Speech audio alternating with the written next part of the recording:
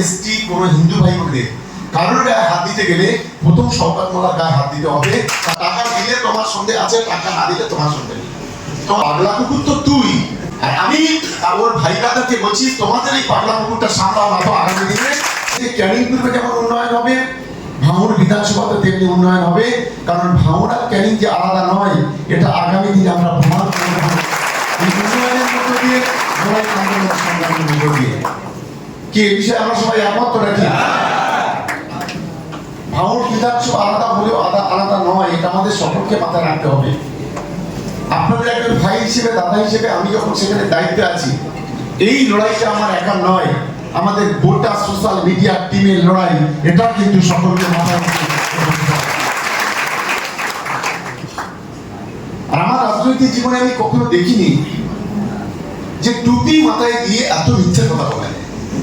একজন বলছে, আমি গত পরশুদিন কি আগের দিন আমি সোশ্যাল মিডিয়ায় একটু চোখে গেছি, একজন বলছেন যে আল্লাহর কসম করে বলছে, নিজেকে তো আল্লাহ ভাবে নিজে বলছে ক্যানিং পূর্ব থেকে 4-5টা হিন্দু লোক মেয়েছেল বেড়াচ্ছে এসে অঝর নয়নে কাঁদছে।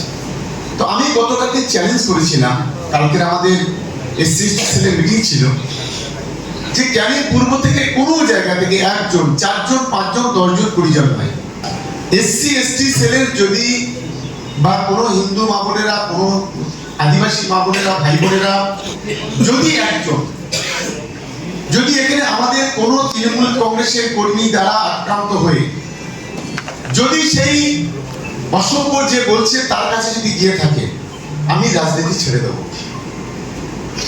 কিন্তু পারেনি।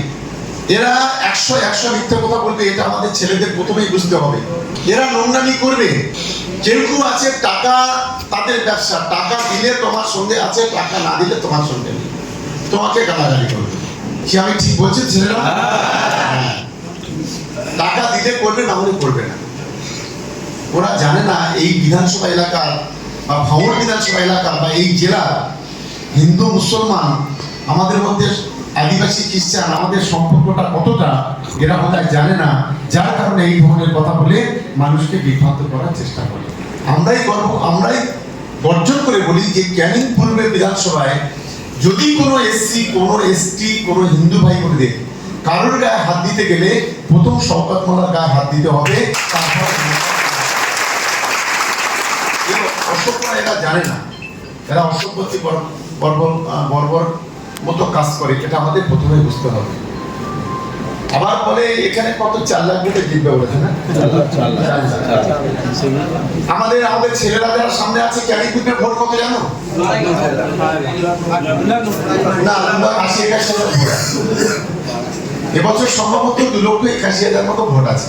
আমি যতটুকু এখন পর্যন্ত জানা আছে, একটু কম পারবে, হয়তো 500, 200, 100 এগুলোই হতে পারে। 2,81,000 ভোট 4 লাখ ভোটে জিতবে। মানে শিক্ষা দীক্ষা কোন জায়গায় নেমে গেছে বুঝতে পারছি। আবার কেউ বলে রাজ্য সরকারকে বলছি, কেউ না, কমরেড আব্বাস বলছি, রাজ্য সরকারকে বলছি তোমার পাগলা কুকুরটা থামাও। আরে পাগলা কুকুর তো তুই, আর আমি ওর ভাই দাদাকে বলছি তোমাদের এই পাগলা কুকুরটা সামলাও না তো আগামী দিনে শওকত মোল্লার ছেলেরা হাতের শাখা চুরি দিয়ে রাজনীতি করে নাকি? ঠিক বলছি তো?